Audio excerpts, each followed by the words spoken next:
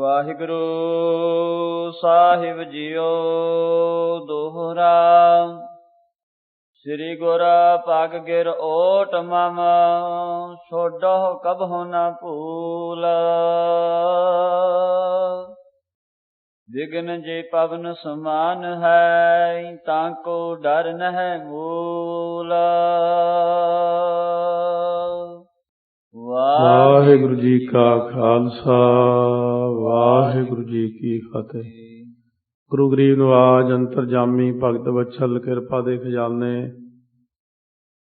ਧੰਨ ਧੰਨ ਸਾਹਿਬ ਸ੍ਰੀ ਗੁਰੂ ਗ੍ਰੰਥ ਸਾਹਿਬ ਮਹਾਰਾਜ ਦੀ ਪਾਵਨ ਪਵਿੱਤਰ ਹਜ਼ੂਰੀ ਵਿੱਚ ਸਜੀ ਹੋਈ ਦੂਰ ਦੁਰਾਡੇ ਇੰਟਰਨੈਟ ਦੇ ਰਾਹੀਂ, ਰੇਡੀਓ ਰਾਹੀਂ ਕਥਾ ਸ਼ਰਵਣ ਕਰ ਰਹੀ ਗੁਰੂ ਰੂਪ ਗੁਰੂ ਖਾਲਸਾ ਸਾਧ ਸੰਗਤ ਜੀ, ਧੰਨ ਧੰਨ ਸਤਿਗੁਰੂ ਗੁਰੂ ਨਾਨਕ ਦੇਵ ਸਾਹਿਬ ਜੀ ਮਹਾਰਾਜ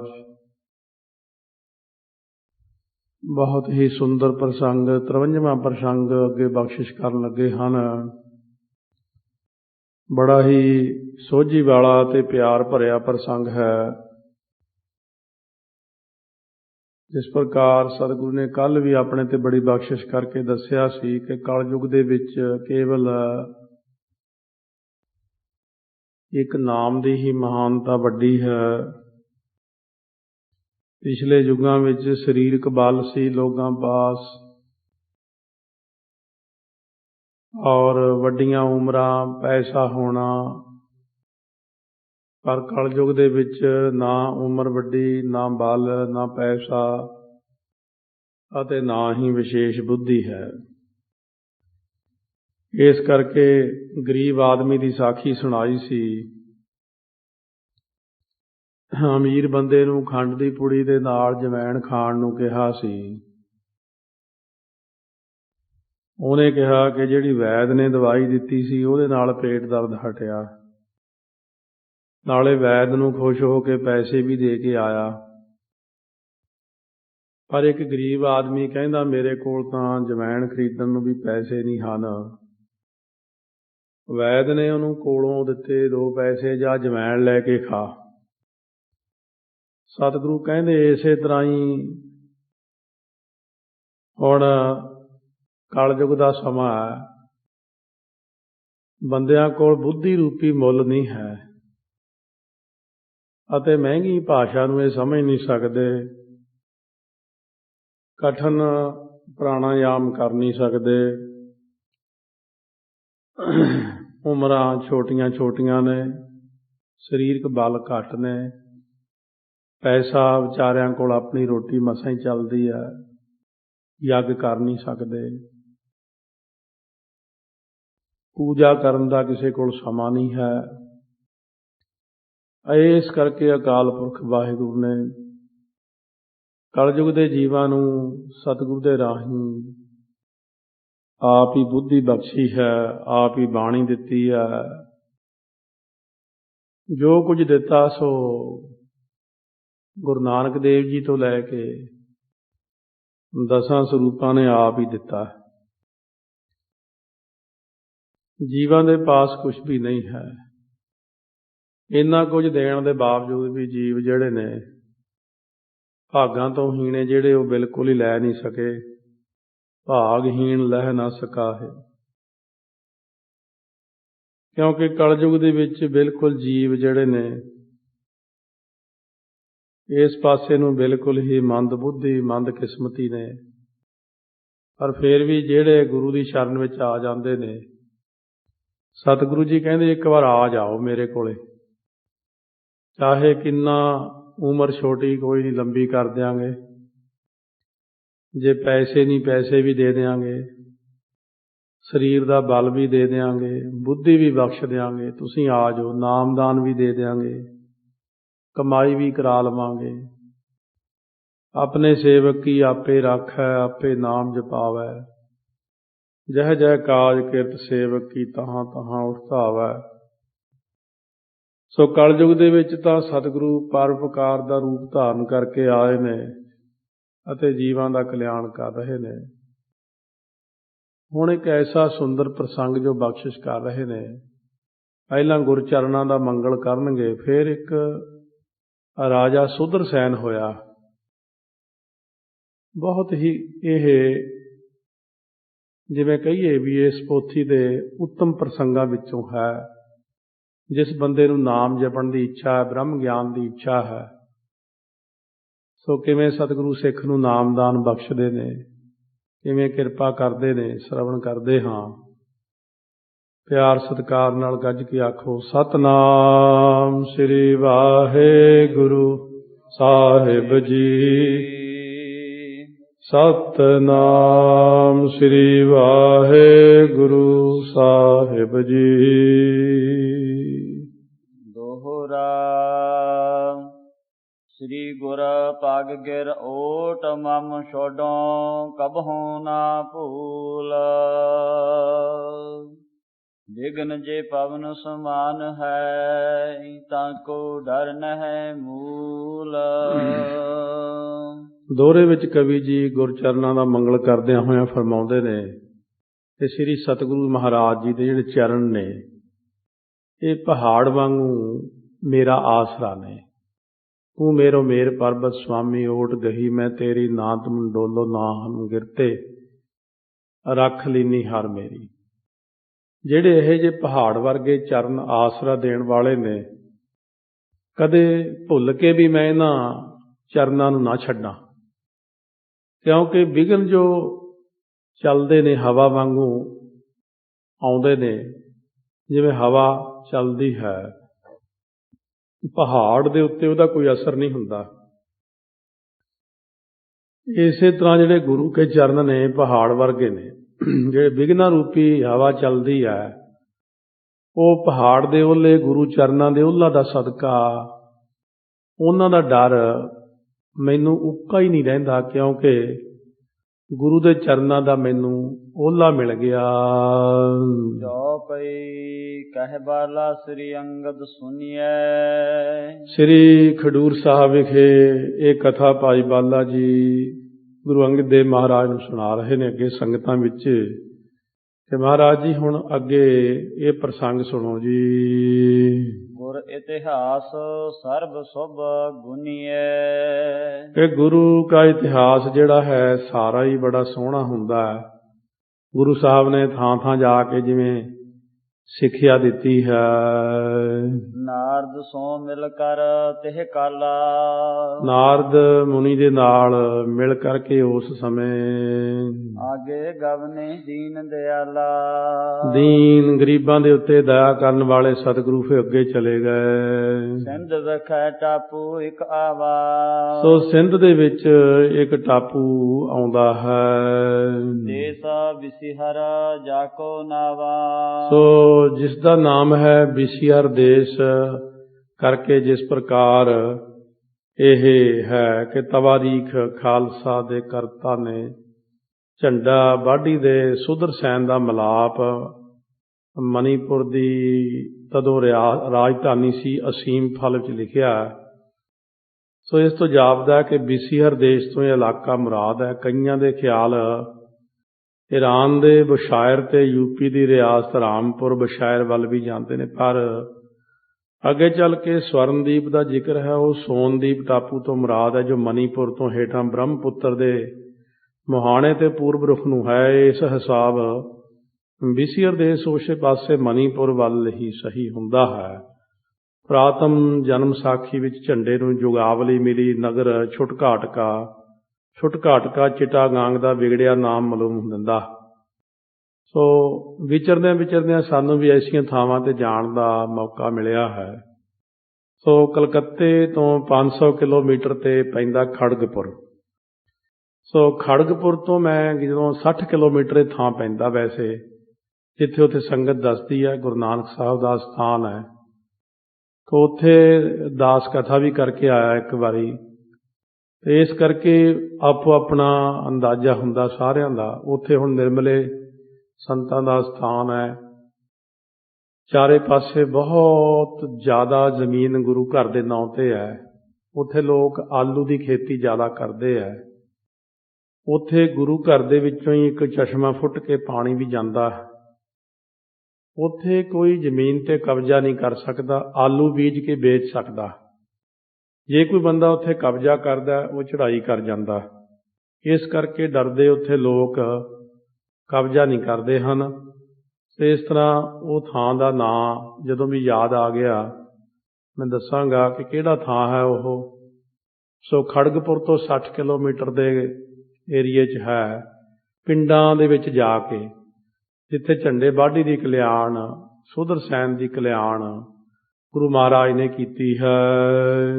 ਇੱਕ ਸੁੰਦਰ ਤਹਿ ਨਗਰ ਵਿਰਾਜਾ, ਉੱਥੇ ਇੱਕ ਬੜਾ ਹੀ ਸੁੰਦਰ ਨਗਰ ਸੀ, ਚੌਦਿਸ ਜਿਸ ਕੇ ਉਪਵਨ ਸਾਜਾ, ਜਿਸ ਦੇ ਚਾਰੇ ਪਾਸੇ ਹੀ ਉਪਵਨ ਤੋਂ ਭਾਗ ਬਾਗ ਬਗੀਚੇ ਲੱਗੇ ਹੋਏ ਸਨ। ਬਨਿਆ ਸੋ ਗਿਰਦੇ ਦੁਰਗ ਉਤੰਗਾ, ਕਿਉਂਕਿ ਉੱਥੇ ਰਾਜੇ ਦਾ ਰਾਜ ਹੋਣ ਕਰਕੇ ਉਹਦੇ ਦੁਆਲੇ ਬੜਾ ਵੱਡਾ ਕਿਲਾ ਬਣਿਆ ਹੋਇਆ ਸੀ। ਘਨ ਰੋਕਨ ਹਿਤ ਮਨਹ ਅਮੰਗਾ, ਮਨ ਇੰਨਾ ਉੱਚਾ ਸੀ, ਕਹਿੰਦੇ ਐਵੇਂ ਲੱਗਦਾ ਸੀ ਵੀ ਬੱਦਲ ਨੂੰ ਵੀ ਰੋਕ ਲਵੇਗਾ, ਇੰਨੇ ਉੱਚਾ ਕਿਲਾ ਉਸ ਥਾਂ ਤੇ ਬਣਿਆ ਹੋਇਆ ਸੀ। ਸੁਧਰ ਸੈਨ ਤੈ ਹੋਤੋ ਨਿਰਪਾਲਾ, ਸੁਧਰ ਸੈਨ ਨਾਮੇ ਉੱਥੇ ਇੱਕ ਰਾਜਾ ਹੋਇਆ। ਕਰਤ ਰਾਜ ਤਹਿ ਦੇਸ ਵਿਸਾਲਾ, ਉਸ ਦੇਸ਼ ਵਿੱਚ ਉਹ ਰਾਜਾ ਰਾਜ ਕਰਦਾ ਸੀ। ਪੁਰ ਕੇ ਬਹਿਰ ਥਾਨ ਰਮਣੀਕਾ, ਉਹ ਪੁਰੀ ਦੇ ਬਾਹਰ ਇੱਕ ਬੜਾ ਹੀ ਰਮਣੀਕ ਅਸਥਾਨ ਸੀ ਉੱਥੇ। ਵੈਸੇ ਤਹਿ ਵੇਦੀ ਕੁਲ ਟੀਕਾ, ਵੇਦੀਆਂ ਦੇ ਕੁਲ ਦੇ ਟੀਕਾ ਰੂਪ ਸ਼੍ਰੋਮਣੀ ਗੁਰੂ ਨਾਨਕ ਦੇਵ ਜੀ ਉੱਥੇ ਬੈਠੇ। ਕਿਉਂ ਹੁਣ ਵੀ ਮੈਨੂੰ ਯਾਦ ਹੈ ਕਿ ਉਹ ਥਾਂ ਵਾਕਈ ਬਾਹਰ ਹੈ ਨਗਰ ਤੋਂ। ਸ਼ਹਿਰ ਥੋੜ੍ਹਾ ਜਿਹਾ ਪਿੱਛੇ ਰਹਿ ਜਾਂਦਾ ਔਰ ਉਹ ਗੁਰੂ ਘਰ ਜਿਹੜਾ ਹੈ ਬੜੇ ਉੱਚੇ ਥਾਂ ਦੇ ਉੱਤੇ, ਜਿੰਨੀ ਕਿ ਸੰਗਤ ਦੀ ਹਿੰਮਤ ਸੀ ਉਨਾ ਕੁ ਉਦੋਂ ਬਣਾਇਆ ਹੋਇਆ ਸੀ। ਇਹ ਬੜੀ ਪੁਰਾਣੀ ਗੱਲ ਹੈ। ਤੋ ਉਹ ਜਦੋਂ ਦਾਸ ਉਹਨਾਂ ਥਾਵਾਂ ਤੇ 1996-97 ਦੇ ਕਰੀਬ 2 ਵਾਰੀ ਉੱਥੇ ਜਾਣ ਦਾ ਮੌਕਾ ਲੱਗਿਆ। ਸੰਗਤ ਜਾ ਕੇ ਉੱਥੇ ਕਲਕੱਤੇ ਤੋਂ ਅਤੇ ਖੜਗਪੁਰ ਤੋਂ ਹੋਰ ਇਲਾਕਿਆਂ ਤੋਂ ਗੁਰੂ ਨਾਨਕ ਸਾਹਿਬ ਦਾ ਅਵਤਾਰ ਦਿਹਾੜਾ ਅਤੇ ਹੋਰ ਪੁਰਬ 1-2 ਉੱਥੇ ਸੰਗਤਾਂ ਮਨਾਉਂਦੀਆਂ ਹਨ। ਨਿਸਾ ਬੀਤੀ ਇੱਕ ਭੀ ਪੁਨ ਸਾਰਾ, ਨਿਸਾ ਬੀਤੀ ਜਦੋਂ ਇੱਕ ਰਾਤ ਬੀਤੀ, ਉਸ ਵਕਤ ਸਵੇਰ ਵੇਲਾ ਜਦੋਂ ਹੋਇਆ, ਤਬ ਮਰਦਾਨੇ ਬਚਨ ਉਚਾਰਾ, ਉਸ ਵਕਤ ਭਾਈ ਮਰਦਾਨਾ ਜੀ ਨੇ ਇਸ ਤਰ੍ਹਾਂ ਬਚਨ ਕਿਹਾ, ਆਏ ਸੁਦੇਹ ਨਗਰ ਮਹਿ ਜਾਵਾ, ਮੈਨੂੰ ਮਹਾਰਾਜ ਜੀ ਆਗਿਆ ਦਿਓ ਮੈਂ ਇਸ ਨਗਰ ਦੇ ਵਿੱਚ ਜਾਵਾਂ, ਜਾਤ ਕਿਸੂ ਤੇ ਭੋਜਨ ਖਾਵਾ, ਕਿਸੇ ਕੋਲੋਂ ਮੰਗ ਕੇ ਮੈਂ ਰੋਟੀ ਇੱਥੇ ਖਾ ਕੇ ਆਉਂਦਾ ਹਾਂ। ਵਿਗਸੇ ਸ੍ਰੀ ਮੁਖ ਮੁਝ ਸੋ ਕਹੀ, ਹੱਸ ਕੇ ਸਤਿਗੁਰੂ ਮਹਾਰਾਜ ਸੱਚੇ ਪਾਤਸ਼ਾਹ ਭਾਈ ਬਾਲਾ ਜੀ ਕਹਿੰਦੇ ਮੈਨੂੰ ਬੋਲੇ, ਮਹਾਰਾਜ ਕਿਆ ਮਰਦਾਨਾ ਭਾਖਤ ਅਹੀ, ਕਹਿੰਦੇ ਭਾਈ ਬਾਲਾ ਇਹ ਮਰਦਾਨਾ ਕੀ ਕਹਿ ਰਿਹਾ ਭਾਈ? ਮੈਂ ਬੋਲਿਓ ਇਹ ਜਨਮ ਸੁਭਾਉ, ਮੈਂ ਬੋਲਿਆ ਭਾਈ ਬਾਲਾ ਜੀ ਕਹਿੰਦੇ ਮਹਾਰਾਜ ਚਲੋ ਇਹ ਤਾਂ ਜਨਮ ਦਾ ਸੁਭਾਅ ਹੀ ਹੈ ਸ਼ੁਰੂ ਤੋਂ ਲੈ ਕੇ, ਮਿਟਹਿ ਨ ਕੀਜਹਿ ਕੋਟ ਅਪਾਉ, ਇਹਦਾ ਸੁਭਾਅ ਜਾਂਦਾ ਨਹੀਂ ਭਾਵੇਂ ਜਿੰਨਾ ਮਰਜ਼ੀ ਯਤਨ ਕਰ ਲਈਏ। ਸ੍ਰੀ ਮੁਖ ਪਨ ਹੈ ਸੁਨਹ ਮਰਦਾਨਾ, ਸ਼੍ਰੋਮਣੀ ਮੁਖ ਵਿੱਚੋਂ ਇਸ ਤਰ੍ਹਾਂ ਫੇਰ ਬਚਨ ਕਹੇ, ਸੁਣੋ ਮਰਦਾਨਾ, ਇਹ ਤੇ ਜਾਚੋ ਭੋਜਨ ਖਾਨਾ, ਇਹ ਜਿਹੜਾ ਭੋਜਨ ਤੂੰ ਖਾਣ ਨੂੰ ਕਹਿੰਦਾ ਫਿਰ ਕੀ ਤੂੰ ਮੰਗੇਗਾ ਭਾਈ? ਦੋਹਰਾ ਜਿਹ ਟਿਕ ਕਰ ਹੈ ਰਜਾਈ, ਨਿਜ ਜਾਚੋਂ ਤਹਿ ਟਿਕ ਜਾਈ, ਕਹਿੰਦੇ ਜੇ ਟਿਕ ਕਰੋ ਰਜਾਏ ਨਿਜ, ਜਿੱਥੇ ਤੁਸੀਂ ਆਪਣਾ ਹੁਕਮ ਕਰੋਗੇ ਜਾਚੋਂ ਤੇ ਟਿਕ ਜਾਏ, ਉਹਦੇ ਕੋਲ ਜਾ ਕੇ ਮੰਗ ਲਵਾਂਗਾ ਜੀ। ਨਹਿ ਕੋ ਮੇਲੀ ਮਮ ਇਹਾ ਸੁਨ ਸ੍ਰੀ ਗੁਰੂ ਅਲਾਏ, ਮਹਾਰਾਜ ਸੱਚੇ ਪਾਤਸ਼ਾਹ ਮੇਰਾ ਇੱਥੇ ਕੋਈ ਮੇਲੀ ਤਾਂ ਨਹੀਂ ਹੈ, ਨਹਿ ਕੋ ਮੇਲੀ ਮਮ ਇਹਾ। ਸੁਣ ਕੇ ਸਤਿਗੁਰੂ ਮਹਾਰਾਜ ਕਹਿਣ ਲੱਗੇ ਇਸ ਤਰ੍ਹਾਂ ਅੱਗੇ, ਜੋ ਪਈ ਪਾਖਰ ਇਕਤ ਖਾਨ ਤਹਿ ਪੂਤਾ, ਇੱਥੇ ਇੱਕ ਝੰਡੇ ਦੇ ਪਿਤਾ ਦਾ ਨਾਮ ਹੈ ਪਾਖਰ। ਉਹ ਪਾਖਰ ਕਰਕੇ ਇੱਕ ਤਰਖਾਣ ਹੈ, ਉਹਦਾ ਇੱਕ ਪੁੱਤਰ ਹੈ ਅੱਗੇ। ਝੰਡਾ ਨਾਮ ਰੁਚਰ ਕਰ ਤੂਤਾ, ਉਹ ਭਾਈ ਝੰਡਾ ਉਹਦਾ ਨਾਮ ਹੈ, ਸੋਹਣੀ ਕਰਨੀ ਵਾਲਾ ਹੈ। ਜਾਏ ਕਰਹੁ ਭੋਜਨ ਤਹਿ ਐਨਾ, ਜਾ ਕਰਕੇ ਜਿਹੜਾ ਭੋਜਨ ਹੈ ਉਹਦੇ ਐਨਾ ਹੁੰਦਾ, ਘਰ ਜਾ ਕੇ ਪ੍ਰਸ਼ਾਦਾ ਛਕੋ ਜੀ। ਮਰਦਾਨਾ ਗਮਨਿਓ ਸੁਨ ਬੈਨਾ, ਭਾਈ ਮਰਦਾਨਾ ਜੀ ਸੁਣ ਕੇ ਬਚਨ ਚਲੇ ਗਏ। ਜਾਏ ਨਗਰ ਮਹਿ ਪ੍ਰਾਪਤ ਭਇਓ। ਜਾ ਕਰਕੇ ਉਸ ਨਗਰ ਦੇ ਵਿੱਚ ਪ੍ਰਾਪਤ ਹੋਏ ਭਾਵ ਪਹੁੰਚ ਗਏ। ਬੂਝਤ ਕੋਸਕ ਗਇਓ। ਪੁੱਛਦਿਆਂ ਇੱਕ ਕੋਹ ਤੱਕ ਚਲੇ ਗਏ। ਤਬ ਇੱਕ ਮਾਨਵ ਤਿਹ ਕੇ ਸੰਗਾ। ਉਸ ਵਕਤ ਇੱਕ ਬੰਦਾ ਉਹਨਾਂ ਦੇ ਨਾਲ ਬੂਝਨ ਕੀਨ ਸਰਬ ਪ੍ਰਸੰਗਾ। ਉਹਨੇ ਪੁੱਛਣਾ ਕੀਤਾ ਇਹ ਸਾਰਾ ਪ੍ਰਸੰਗ ਕੌਣ ਹੈ, ਕਿੱਥੋਂ ਆਇਆ? ਕੋ ਹੈ ਤੂੰ ਕਹਿਤੇ ਚਲ ਆਇਓ। ਭਾਈ ਤੂੰ ਕੌਣ ਹੈ, ਕਿੱਥੋਂ ਚੱਲ ਕੇ ਆਇਆ ਹੈ?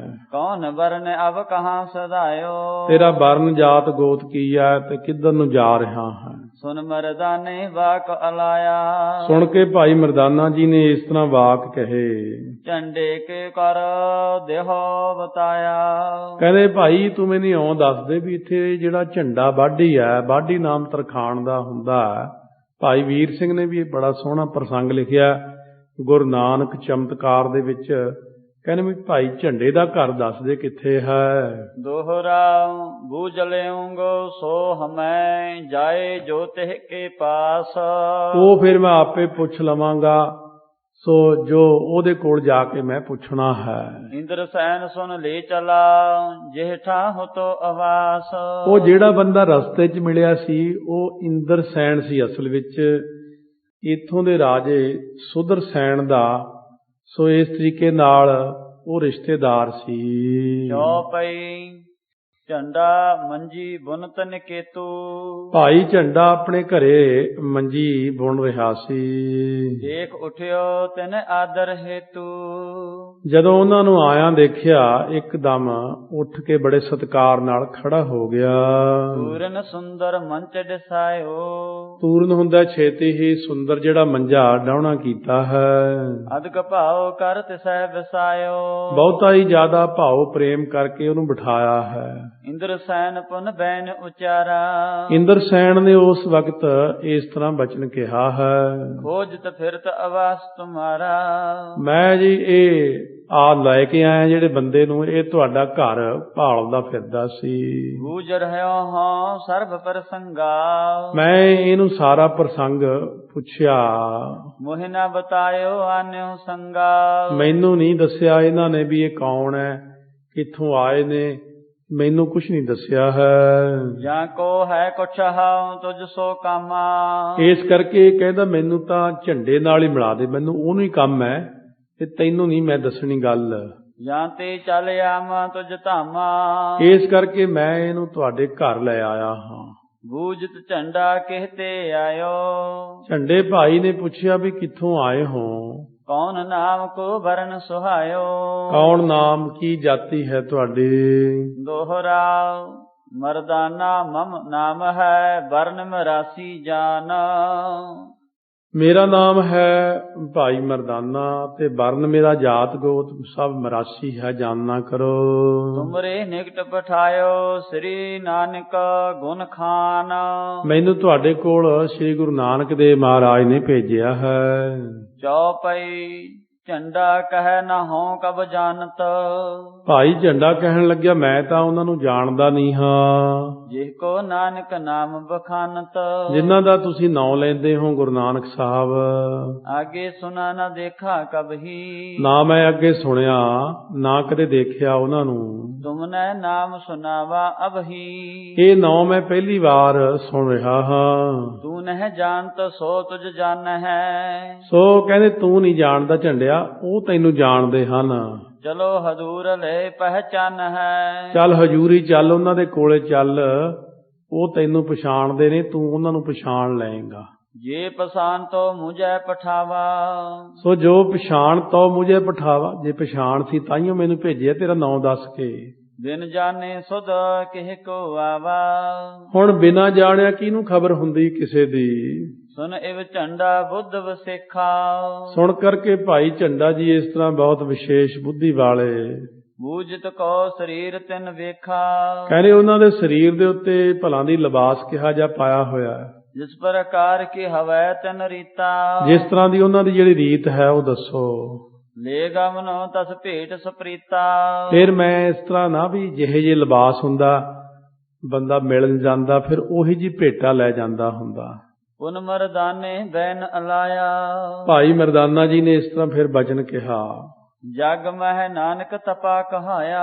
ਉਹਨਾਂ ਨੇ ਜੱਗ ਦੇ ਵਿੱਚ ਆਪਣਾ ਨਾਮ ਨਾਨਕ ਤਪਾ ਕਰਕੇ ਲੋਕ ਉਹਨਾਂ ਨੂੰ ਕਹਿੰਦੇ, ਗੁਰੂ ਨਾਨਕ ਦੇਵ ਜੀ ਅਸੀਂ ਕਹਿੰਦੇ ਆ ਉਹਨਾਂ ਨੂੰ। ਦੇਸ ਉਦਾਸ ਸਰੀਰ ਵਿਰਾਜੈ। ਉਹਨਾਂ ਨੇ ਆਪਣਾ ਜਿਹੜਾ ਵੇਸ਼ ਹੈ ਉਹ ਉਦਾਸੀਆਂ ਵਾਲਾ ਸਰੀਰ ਦੇ ਉੱਤੇ ਭਗਵੇ ਕੱਪੜੇ ਪਾਏ ਹੋਏ ਨੇ। ਜਿਨ ਕੇ ਦਰਸ਼ਨ ਕਲਮਲ ਭਾਜੈ। ਜਿਨ੍ਹਾਂ ਦੇ ਦਰਸ਼ਨ ਕਰਨ ਦੇ ਨਾਲ ਸਾਰੇ ਪਾਪ ਦੂਰ ਹੋ ਜਾਂਦੇ ਨੇ। ਦੋਹਰਾ ਝੰਡਾ ਹਿਰਦੈ ਵਿਚਾਰਹੀ, ਕੋ ਅਤੀਤ ਸੁਭ ਹੋਇ।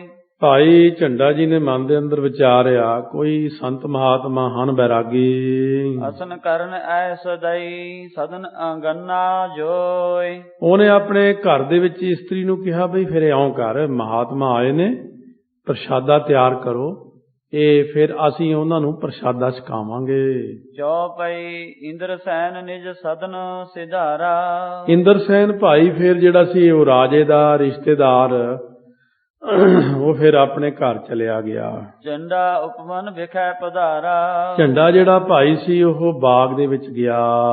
ਪੁਸ਼ਪ ਮੁਦਰ ਫਲ ਤੇ ਤੇ ਆਨੇ। ਉਥੋਂ ਫਿਰ ਬੜੇ ਮਧੁਰ ਮਿੱਠੇ ਮਿੱਠੇ ਜੇ ਫਲ ਸੀ ਉਹ ਲੈ ਆਂਦੇ। ਦੇਖ ਬਚਨ ਭਾਖੀ ਮਰਦਾਨੇ। ਦੇਖ ਕਰਕੇ ਭਾਈ ਮਰਦਾਨੇ ਨੇ ਬਚਨ ਇਸ ਤਰ੍ਹਾਂ ਕਹੇ, ਉਤੋਂ ਕੌਣ ਆਏ ਜੋ ਮਮ ਸੰਗਾ। ਇਹ ਜਿਹੜਾ ਮੈਨੂੰ ਛੱਡਣ ਆਇਆ ਸੀ ਬੰਦਾ ਇੰਦਰ ਸੈਨ, ਇਹ ਬੰਦਾ ਕੌਣ ਸੀ, ਮੈਨੂੰ ਇਹਦੇ ਬਾਰੇ ਦੱਸ ਦਿਓ ਜੀ।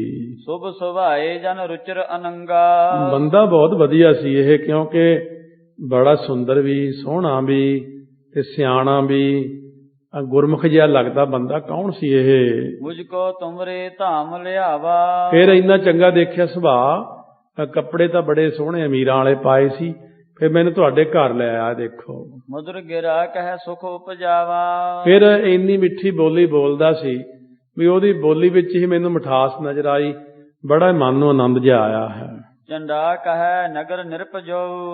ਝੰਡਾ ਕਹਿਣ ਲੱਗੇ, ਝੰਡਾ ਬਾਡੀ ਜੀ ਵੀ ਜਿਹੜਾ ਰਾਜਾ ਹੈ ਨਾ ਸਾਡੇ ਇਸ ਇਲਾਕੇ ਦਾ, ਜਾਂ ਕੋ ਮਾਤੁਲ ਲਾਗਹਿ ਸੋ।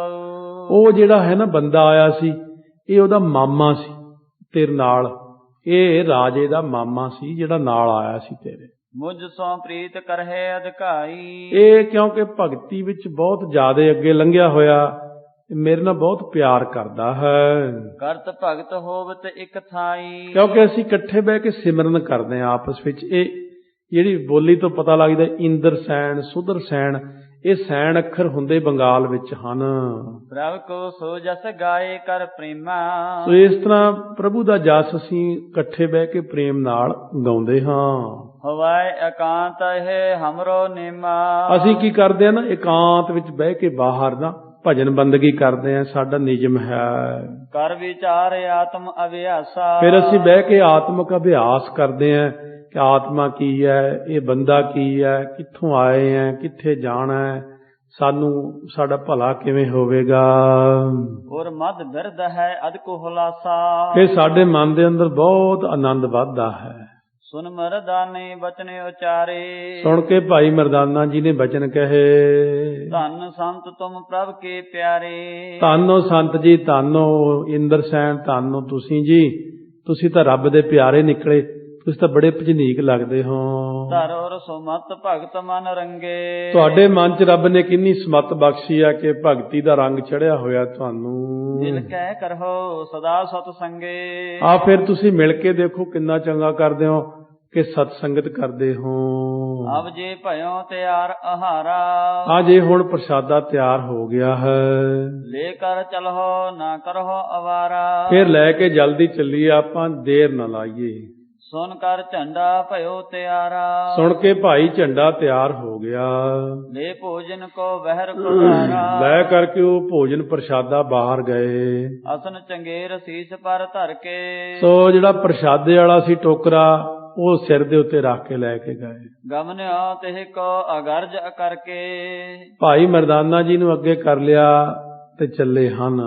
ਮਾਰਗ ਮਹਿ ਤਬ ਬੂਝਨ ਲਾਗਾ। ਮਾਰਗ ਤੋਂ ਭਾਵ ਰਸਤੇ ਵਿੱਚ ਪੁੱਛਣ ਲੱਗਿਆ, ਕਿਹ ਬੋਲੀ ਸੋ ਇਨ ਅਨੁਰਾਗਾ। ਇਹ ਕਿਹੜੀ ਬੋਲੀ ਨਾਲ ਇਹਨਾਂ ਦਾ ਪਿਆਰ ਹੈ ਭਾਈ। ਸੁਣ ਕਰ ਬੈਨ ਭਨੇ ਮਰਦਾਨੇ। ਸੁਣ ਕੇ ਭਾਈ ਮਰਦਾਨਾ ਜੀ ਨੇ ਬਚਨ ਕਹੇ, ਕਰਹੁ ਨਾਮ ਕਰਤਾਰ ਬਖਾਨੇ। ਤੂੰ ਜਾ ਕੇ ਉਹਨਾਂ ਨੂੰ ਕਹੀਂ ਸਤ ਕਰਤਾਰ, ਸਤ ਕਰਤਾਰ, ਕਰਤਾਰ ਦਾ ਨਾਮ ਜ਼ਿਆਦਾ ਜਪਦੇ ਨੇ, ਇਹ ਹੋਰ ਨਾ ਕੋਈ ਅੱਖਰ ਕਹਿਣਾ। ਜੈ ਬੈਸੇ ਬੇਦੀ ਕੁਲ ਦੀਪਾ, ਜਿੱਥੇ ਬੇਦੀਆਂ ਦੀ ਕੁਲ ਦੇ ਦੀਪਕ ਰੂਪ ਗੁਰੂ ਨਾਨਕ ਦੇਵ ਜੀ ਸਜੇ ਹੋਏ ਸਨ, ਕਹਿਤ ਪਰਸ ਪਰ ਗਏ ਸਮੀਪਾ, ਪਰਸਪਰ ਆਪਸ ਵਿੱਚ ਕਹਿ ਕਰਕੇ ਸਮੀਪ ਕੋਲ ਚਲੇ ਗਏ। ਦੋਹਰਾ ਸ੍ਰੀ ਕਰਤਾਰ ਕਰਤਾਰ ਜੀ ਉਚਰਹੁ ਝੰਡੇ ਜਾਏ। ਪੁੱਛ ਲਿਆ ਨਾ ਪਹਿਲਾਂ ਵੀ ਉੱਥੇ ਜਾ ਕੇ ਕੀ ਬੋਲਣਾ ਹੈ। ਜਾ ਕੇ ਝੰਡਾ ਜੀ ਕਹਿਣ ਲੱਗੇ, ਧੰਨ ਕਰਤਾਰ ਸ੍ਰੀ ਕਰਤਾਰ। ਧਰ ਆਹਾਰ ਆਗੈ ਰੁਚਰ, ਟਿਗ ਬੈਠੋ ਹਰ ਖਾਈ। ਬੜਾ ਸੋਹਣਾ ਭੋਜਨ ਬਣਾ ਕੇ ਲੈ ਕੇ ਗਏ, ਬੜੇ ਖੁਸ਼ ਹੋ ਕੇ ਕੋਲ ਬੈਠ ਗਏ। ਸ੍ਰੀ ਨਾਨਕ ਬੂਝਨ ਕਰਿਓ, ਝੰਡੇ ਸੁਣੀਏ ਸਰੋਨ। ਧੰਨ ਗੁਰੂ ਨਾਨਕ ਦੇਵ ਜੀ ਨੇ ਪੁੱਛਿਆ, ਹੈ ਭਾਈ ਝੰਡਾ ਸੁਣ ਆਪਣੇ ਕੰਨਾਂ ਵਿੱਚ, ਕਹਤੇ ਆਨਿਓ ਅਸਨ ਕੋ, ਕਾਜ ਤੁਮਾਰੋ ਕੌਣ। ਇਹ ਜਿਹੜਾ ਅਸਨ ਤੋਂ ਭਾਵ ਭੋਜਨ ਲਿਆਂਦਾ ਹੈ, ਇਹ ਕਿੱਥੋਂ ਲਿਆਂਦਾ ਹੈ ਤੇ ਤੁਹਾਨੂੰ ਸਾਡੇ ਤੱਕ ਕੀ ਕੰਮ ਹੈ। ਪਰਮੇਸ਼ਰ ਭੇਜਾ ਤੁਮੈ, ਕਰ ਆਨਿਓ ਮੈਂ ਪਾਸ। ਭੋਜਨ ਤਿਆਰ ਕਰਕੇ ਤੁਹਾਡੇ ਕੋਲ ਮੈਂ ਆਇਆ ਹਾਂ ਤੇ ਤੁਹਾਨੂੰ ਭੇਜਿਆ ਹੈ ਪਰਮੇਸ਼ਰ ਨੇ। ਅਸਨ ਅਚਹੁ ਅਬ ਸੰਤ ਜੀ, ਪੂਰਨ ਕੀਜੈ ਆਸ। ਸੰਤ ਜੀ ਤੁਸੀਂ ਪ੍ਰਸ਼ਾਦਾ ਛਕੋ ਜੀ, ਆ ਮੇਰੀ ਇੱਛਾ ਪੂਰੀ ਕਰ ਦਿਓ ਹੁਣ। ਚੌਪਈ ਸੁਨਾ ਸ੍ਰੀ ਮੁਖ ਤੇ ਬਚਨ ਬਖਾਨੇ, ਸੁਣ ਕੇ ਸ਼੍ਰੋਮਣੀ ਮੁਖ ਵਿੱਚੋਂ ਗੁਰਾਂ ਨੇ ਬਚਨ ਕਹੇ। ਪਰਮੇਸ਼ਰ ਕੋ ਸਕਹੁ ਪਛਾਨੇ, ਪਰਮੇਸ਼ਰ ਨੂੰ ਪਛਾਣ ਸਕਦਾ ਜੇ ਤੈਨੂੰ ਰੱਬ ਮਿਲ ਜਾਵੇ। ਜੇ ਕੋ ਮੁਨ ਜਨ ਖੋਜਨ ਕਰਹੀ, ਜਿਹੜੇ ਰੱਬ ਨੂੰ ਮੁਨੀ ਜਨ ਖੋਜਦੇ ਨੇ, ਕੀ ਤੂੰ ਉਹਨੂੰ ਪਛਾਣਦਾ ਹੈ ਕੈਸਾ ਹੈ ਉਹ। ਨੇਤ ਨੇਤ ਮੁਖ ਬਹੁਰ ਉਚਰਹੀ, ਜਿਹਨੂੰ ਸਾਰੇ ਜਾਣੇ ਕਹਿੰਦੇ ਨੇਤ ਨੇਤ ਕਥੰਤ ਵੇਦਾ, ਸਾਰੇ ਵੇਦ ਸ਼ਾਸਤਰ ਵੀ ਬੇਅੰਤ ਬੇਅੰਤ ਕਹਿੰਦੇ, ਕੀ ਤੂੰ ਰੱਬ ਨੂੰ ਪਛਾਣ ਸਕਦਾ ਜੇ ਤੈਨੂੰ ਰੱਬ ਮਿਲੇ ਤਾਂ। ਸੁਨਹੁ ਸੰਤ ਜੀ ਮਿਲ ਗੁਣ ਗਾਵਹਿ, ਸੁਣੋ ਸੰਤ ਜੀ ਆਪਾਂ ਤਾਂ ਮਿਲ ਕੇ ਰੱਬ ਦੇ ਗੁਣ ਗਾਉਂਦੇ ਹਾਂ। ਖੋਜਨ ਹਿਤ ਅਵਿਲਾਖ ਵਿਧਾਵਹਿ, ਅਸੀਂ ਖੋਜਣ ਵਾਸਤੇ ਰੱਬ ਨੂੰ ਬਹੁਤ ਮਨ ਦੀ ਅਭਿਲਾਖਾ ਕਰਦੇ ਹਾਂ, ਵਧਾਉਂਦੇ ਹਾਂ। ਹਮਕੋ ਮਿਲ ਹੈ ਜਬ ਹੈ ਗੁਰਪੂਰਾ, ਹਾਂ ਜਾਨੂੰ ਇਹ ਗੱਲ ਜ਼ਰੂਰ ਹੈ ਕਿ ਜਦੋਂ ਸਾਨੂੰ ਪੂਰਾ ਗੁਰੂ ਮਿਲ ਜਾਵੇਗਾ, ਸੋ ਲਖਵਾਏ ਆਤਮਾ ਰੂਰਾ, ਬਸ ਉਹ ਜਨਾ ਦੇਵੇਗਾ ਕਿ ਆਤਮ ਰੂਰਾ ਤੋਂ ਭਾਵ ਆਤਮਾ ਜਿਹੜੀ ਸਾਡੀ ਰੂਰਾ ਹੁੰਦੀ ਸੁੰਦਰ ਅੰਦਰ ਹੈ, ਰੱਬ ਹੈ, ਆਤਮਾ ਹੈ। ਆਤਮਾ ਪਰਮਾਤਮਾ ਦਾ ਮਿਲਾਪ ਕੋਈ ਪੂਰਨ ਗੁਰੂ ਕਰਵਾ ਦੇਵੇਗਾ। ਸ੍ਰੀ ਨਾਨਕ ਤਬ ਬਚਨ ਉਚਾਰਾ, ਉਸ ਵਕਤ ਗੁਰੂ ਨਾਨਕ ਦੇਵ ਮਹਾਰਾਜ ਸੱਚੇ ਪਾਤਸ਼ਾਹ ਨੇ ਬਚਨ ਕਿਹਾ, ਕਿਹ ਕੇ ਸੰਗਤ ਮੇਲ ਤੁਮਾਰਾ। ਫਿਰ ਇਉਂ ਦੱਸੋ ਝੰਡਾ ਜੀ ਕਿਹਦੀ ਸੰਗਤ ਵਿੱਚ ਤੁਹਾਡਾ ਮੇਲ ਹੁੰਦਾ ਰੋਜ਼। ਝੰਡਾ ਕਹੈ ਭੂਪ ਭਗਨੀ ਸੋਤਾ, ਝੰਡਾ ਕਹਿਣ ਲੱਗਿਆ ਭੂਪ ਜੋ ਰਾਜਾ ਹੈ ਉਹਨਾਂ ਦੀ ਜੋ ਭੈਣ ਹੈ ਉਹਨਾਂ ਦਾ ਤੂੰ ਪੁੱਤਰ ਹੈ, ਰਾਜੇ ਦਾ ਭਣੇਵਾ ਹੈ ਨਾ, ਉਹਦੇ ਨਾਲ ਮੇਰੀ ਸੰਗਤ ਹੁੰਦੀ ਰਹਿੰਦੀ ਹੈ। ਭਗਤ ਕਰਹਿ ਮਿਲ ਕੇ ਤੇ ਸੰਜੋਤਾ, ਅਸੀਂ ਉਹਦੇ ਨਾਲ ਮਿਲ ਕੇ ਦੋਵੇਂ ਜਾਣੇ ਬੈਠ ਕੇ ਆਪਸ ਵਿੱਚ ਸਿਮਰਨ ਕਰਦੇ ਆ, ਸੰਗਤ ਕਰਦੇ ਹਾਂ। ਸ੍ਰੀ ਗੁਰ ਭਨੈ ਅਸਨ ਜੋ ਆਨਾ, ਸ਼੍ਰੋਮਣੀ ਸਤਿਗੁਰੂ ਮਹਾਰਾਜ ਸੱਚੇ ਪਾਤਸ਼ਾਹ ਕਹਿਣ ਲੱਗੇ, ਇਹ ਜਿਹੜਾ ਆਸਣ ਲਿਆਂਦਾ ਭੋਜਨ, ਜਾਂ ਕੋ ਕਰਹੁ ਪੰਚ ਇਸ ਥਾਨਾ। ਇਹ ਭੋਜਨ ਨੂੰ 5 ਥਾਈਂ ਵੰਡਦੇ ਝੰਡਿਆ, ਇਹ ਭੋਜਨ ਦੇ 5 ਹਿੱਸੇ ਕਰਦੇ। ਏਕ ਭਾਗ ਕੋ ਅਸਨ ਜੋ ਹੋਏ, ਸੋ ਇੱਕ ਜਿਹੜਾ ਹੈ ਨਾ ਭਾਗ ਦਾ, ਇਹਦੇ ਵਿੱਚੋਂ ਇੱਕ ਹਿੱਸੇ ਦਾ ਜੋ ਖਾਣਾ ਹੈ, ਮਰਦਾਨੇ ਕੋ ਦੀਜਹਿ ਸੋ। ਉਹ ਪਹਿਲਾਂ ਭਾਈ ਮਰਦਾਨੇ ਨੂੰ ਦੇ ਦੇ, ਇਹਨੂੰ ਭੁੱਖ ਲੱਗੀ ਹੈ। ਇੰਦਰ ਸੈਨ ਕੋ ਲਿਹੋ ਬੁਲਾਈ, ਫੇਰ ਤੂੰ ਇਉਂ ਕਰ, ਜਿਹੜਾ ਇੰਦਰ ਸੈਨ ਤੂੰ ਕਿਹਾ ਨਾ ਸਾਥੀ, ਉਹਨੂੰ ਬੁਲਾ ਕੇ ਲੈ ਕੇ ਆ ਜਾ ਕੇ। ਭੋਜਨ ਪੁਨ ਤੋ ਮਾਰ ਹਮ ਖਾਈ, ਫੇਰ ਤੇਰਾ ਭੋਜਨ ਅਸੀਂ ਛਕਾਂਗੇ, ਤੂੰ ਪਹਿਲਾਂ ਉਹ ਆਪਣੇ ਸਾਥੀ ਨੂੰ ਲਿਆ ਜਾ ਕੇ। ਐਸਾ ਮਾਨ ਕੀਨ ਪੰਚ ਭਾਗਾ, ਉਹਨੇ ਹੁਕਮ ਮੰਨ ਕੇ ਉਹ ਭੋਜਨ ਦੇ 5 ਭਾਗ ਕਰ ਲਏ, 5 ਹਿੱਸੇ ਕੀਤੇ ਨੇ। ਇੱਕ ਭਾਗ ਦੇਵਨ ਤਬ ਲਾਗਾ, ਇੱਕ ਭਾਗ ਉਦੋਂ ਦੇਣ ਲੱਗਿਆ ਭਾਈ ਮਰਦਾਨਾ ਜੀ ਨੂੰ। ਦੋਹਰਾ ਨਹਿਲੀ ਮਰਦਾਨਾ ਕਹੇ ਤੁਮ ਖਾਵੋ ਮੈਂ ਖਾ। ਅਰੇ ਇਉਂ ਮਰਦਾਨਾ ਭਾਈ ਬੜਾ ਪੱਕਾ ਸੀ, ਕਹਿੰਦਾ ਨਾ ਮਹਾਰਾਜ ਪਹਿਲਾਂ ਤੁਸੀਂ ਛਕੋ ਫੇਰ ਮੈਂ ਛਕੂੰਗਾ। ਗੁਰੂ ਭਨੈ ਤੁਝ ਭੂਖ ਬਹੁ ਖਾਵਹੁ ਕਰਨਾ ਹਟਾਓ। ਮਹਾਰਾਜ ਸੱਚੇ ਪਾਤਸ਼ਾਹ ਕਹਿਣ ਲੱਗੇ, ਨਹੀਂ ਮਰਦਾਨੇ ਤੈਨੂੰ ਬਹੁਤ ਭੁੱਖ ਲੱਗੀ ਆ, ਖਾਣਾ ਕਰੋ, ਮੋੜੋ ਨਾ, ਖਾਓ, ਹੱਥ ਨਾ ਪਰੇ ਕਰੋ। ਜੋ ਪਈ ਸੁਨ ਵਚ ਅਚਹੁ ਅਸਨ ਮਰਦਾਨੇ। ਅੱਛਾ ਮਹਾਰਾਜ ਜੀ ਤੁਸੀਂ ਕਿਰਪਾ ਦ੍ਰਿਸ਼ਟੀ ਕਰ ਦਿਓ ਫਿਰ ਭੋਜਨ ਤੇ। ਮਹਾਰਾਜ ਨੇ ਕਿਰਪਾ ਨਾਲ ਤੱਕ ਕੇ ਦੇ ਦਿੱਤਾ, ਲੈ ਭਈ ਮਰਦਾਨਾ ਤੈਨੂੰ ਭੁੱਖ ਲੱਗੀ ਹੈ, ਤੂੰ ਪ੍ਰਸ਼ਾਦਾ ਛਕ ਪਹਿਲਾਂ, ਫਿਰ ਛਕਣ ਲੱਗੇ। ਔਰ ਤਰਾ ਸਭ ਤਿਸਹਿ ਸੁਥਾਨੇ, ਹੋਰ ਪ੍ਰਸ਼ਾਦਾ ਹੋਰ ਥਾਂ ਤੇ ਇੱਧਰ ਕਰਕੇ ਰੱਖ ਦਿੱਤਾ। ਝੰਡਾ ਗਇਓ ਬੁਲਾਵਨ ਤਾਕੋ, ਝੰਡਾ ਬਾਡੀ ਫਿਰ ਬੁਲਾਉਣ ਵਾਸਤੇ ਗਿਆ ਇੰਦਰਸੈਨ ਨੂੰ। ਸੁਦਰਸੈਨ ਨਿਰਪਮਾ ਤੁਲ ਜਾਕੋ, ਉੱਥੇ ਦਾ ਪੁਰੀ ਦਾ ਜਿਹੜਾ ਰਾਜਾ ਸੀ ਸੁਦਰਸੈਨ ਉਹਦਾ ਨਾਮ ਸੀ, ਉਹਦਾ ਮਾਮਾ ਲੱਗਦਾ ਸੀ। ਇੰਦਰਸੈਨ ਤਬ ਉਪਵਨ ਵੈਸਾ, ਭਾਈ ਇੰਦਰਸੈਨ ਉਸ ਵਕਤ ਉਪਵਨ ਦੇ ਵਿੱਚ ਭਾਵ ਬਗੀਚੇ ਵਿੱਚ ਬੈਠਾ ਸੀ। ਤਿਹ ਸੋ ਬਚਨ ਉਚਾਰਿਓ ਐਸਾ, ਫਿਰ ਉਹਦੇ ਨਾਲ ਜਾ ਕੇ ਇਸ ਤਰ੍ਹਾਂ ਦਾ ਬਚਨ ਉਚਾਰਿਆ, ਕਰਹਿ ਹੇਤ ਜਿਹੇ ਗਿਆਨ ਧਿਆਨਾ, ਜਿਹੜੇ ਵਾਸਤੇ ਤੁਸੀਂ ਗਿਆਨ ਅਤੇ ਧਿਆਨ ਕਰਦੇ ਹੋ, ਮਿਲਾ ਸੰਤ ਪੂਰਨ ਗਤ ਦਾਨਾ। ਉਹ ਚੱਲ ਉੱਠ ਚੱਲੀਏ, ਉਹ ਰੱਬ ਦਾ ਪਿਆਰਾ ਸੰਤ ਮਹਾਤਮਾ ਮਿਲ ਗਿਆ ਜਿਹਨੂੰ ਆਪਾਂ ਖੋਜਦੇ ਸੀ, ਉਹ ਤਾਂ ਉਧਰ ਆ ਕੇ ਬੈਠੇ ਹੋਏ ਆ। ਚਲੋ ਬੁਲਾਵਤ ਅਬ ਤਹਿ ਪਾਹੀ, ਚਲੋ ਹੁਣ ਤੁਹਾਨੂੰ ਬੁਲਾ ਰਿਹਾ ਆਪਣੇ ਕੋਲੇ। ਤੁਮ ਬਿਨ ਅਸਨ ਅਚਿਤ ਸੋ ਨਾਹੀ, ਉਹ ਕਹਿੰਦੇ ਪਹਿਲਾਂ ਇੰਦਰਸੈਨ ਨੂੰ ਲਿਆਓ, ਫੇਰ ਪ੍ਰਸ਼ਾਦਾ ਛਕੂੰਗਾ ਮੈਂ।